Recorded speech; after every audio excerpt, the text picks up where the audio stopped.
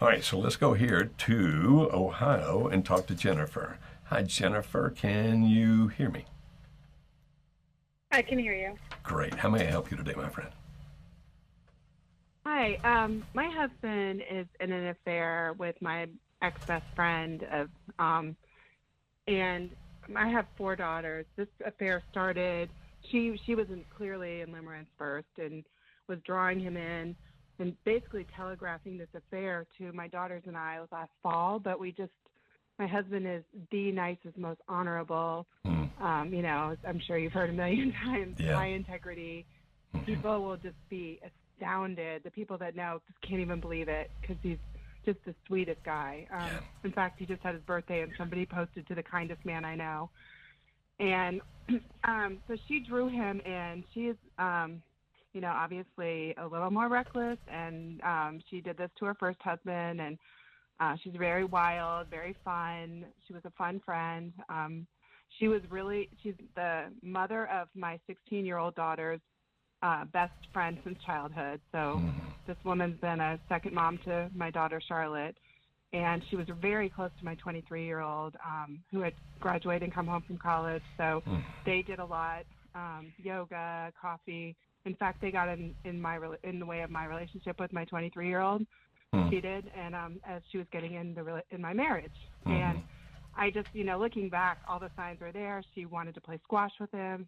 My husband brought her into his business group, like a mentoring group 3 years ago. I see. So she's an insurance agent. And and he's just so naive to this whole thing, and he has no idea what hit him. So I'm really trying. In fact, I just sent a letter to my lawyer. He's already filed, but not told anybody, like nobody. There's one brother, his oldest brother, he has told, because his brother did the same thing, but nobody knew. Nobody knows that, but he did. I know that. And so my four daughters, ages, they're about to have birthdays, but right now they're 16 through 25, have shut him off completely. This started in like May 6th. A couple of them had conversations with him. One of them had a conversation when it was just an emotional affair, which was like February through April, and then she got an apartment right away, so it could be more. Yeah. So he has gone through all the stages of, his value system is complete. He's a Catholic boy and involved in Catholic charities. He's a CPA at a Christian firm. He is upside down. His whole family's very Catholic and honorable. Her family's just the opposite and welcoming him into the family, basically, and kicking her soon-to-be ex-husband out. So it's just really weird. But yeah, he's not telling us.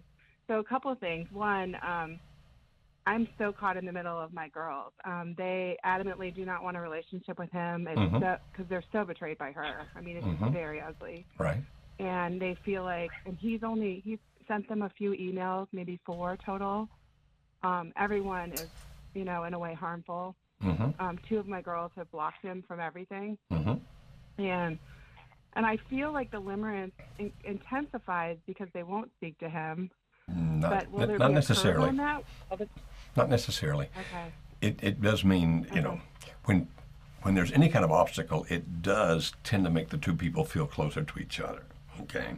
But it isn't necessarily going to have a long-term effect. As a matter of fact, it may have just the opposite long-term effect. Okay. In other words, it's not. I can't control what they're going to do. They do not. My youngest one told me, even though her friend, the limerent object's daughter,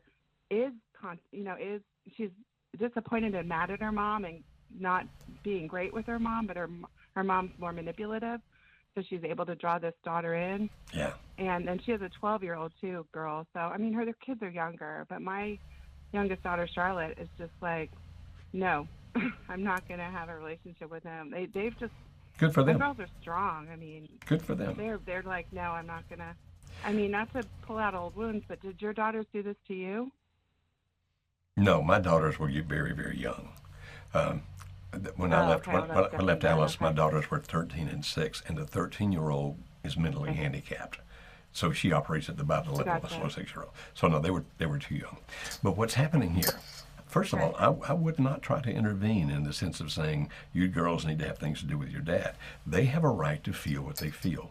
And your daughters Yeah, I don't. are old enough to make their own decisions about their lives. And Right. I had a 15-year-old tell me one time, he said, I told my dad that until you live as the man you taught me to be, I've got nothing else to do with you. And he said, my dad's mad, but I'm going to stand for what he taught me to be. So we're talking about a good Yeah, man, that's what's going on. a good man who's doing something contradictory to what he's trained his daughters to be. And so the fact that they're making this stand Exactly. in the long run is actually a good thing. Now, here's one Okay. suggestion. Now, understand suggestion. I'm not telling you what to do. If you go to our website, and that's marriagehelper.com, and on a little search engine on the website, look for intervention. There's a page about intervention, and in that, there are two 45-minute audios that explain how to do an intervention. But there's also a PDF document that you can download. And now, I would suggest, and again, you do what you think is best, suggest that you ask the daughters to listen to the audios, and, I mean, as a group together, and then to read through that entire PDF. Now, they really need to read through it all. And if they feel it's the right thing to do, your daughters, now not you, you can't do the intervention, the wife can't do it, but the daughters could do an intervention and say, okay, you need to go get this. It may be like, okay, you go down to Dr. Beam, you go to their intensive 3-day workshop, or it can be whatever they think is the right intervention to do. And in the interventions, what happens here, Jennifer, is this, that they say you either do this or this is the consequence. Quick example. I know of some married daughters who actually said to their parents, you guys either go over there with Dr. Beeman and go to a 3-day workshop, or you're not going to see your grandchildren on any major holidays. You'll still see your grandchildren, but you're not going to see them on Christmas, on Thanksgiving, things like that, unless you go. And that was what they used to cause the intervention. Here's a negative consequence if you don't. Now, in that particular case, by the grace of God, the marriage turned around, and we're actually able to help save that marriage. So interventions can be very effective. Now, if you don't want to suggest that to your daughters, then don't. But I think respecting what they feel and respecting what they're saying is an extremely important thing, and not to try to encourage them to do anything differently than what's important to them. Well, this is where I'm at with that. I've actually, my 23-year-old, who was really the closest to him because she carpooled with him every day to work, and they're more similar. She did want him to go in the beginning, and he had originally agreed until he, called anonymously, and he felt like I was tricking him because I didn't see the podcast on you saying be really upfront about what it is. So I was like, no, it's for co-parenting, and so he felt very tricked, and thought it was a cult and all this crap, and so it's like he'd rather slit his wrist than go to the workshop. So, but this is where we're at now. So he said no, but he would go to counseling in town. So I even, against my better judgment, talked to a counselor twice. Thought, okay, well maybe that could be a segue, but I didn't push too hard because I knew I really didn't want to mess up going to the workshop eventually, and he never followed through with it anyway. So maybe the ante's higher because it's been more months now, and so right now I have just sent a lawyer I've just sent a letter to the lawyer that's very I ran it by Melody, the coach, and she thought it sounded great, urging his lawyer, through his lawyer, to give to him about going to the workshop, saying it's my number one because he's filed, but he hasn't, so I don't know what he's going to say. Thinking he probably will just be like, no, I'm not going to do it. That's possible. That's why I really recommend that the daughters listen to those two 45-minute audios and look at that PDF, and then they can decide if they want to do it or not. But in my opinion, and I'm not God, but in my opinion, I think they would have more influence here than you would.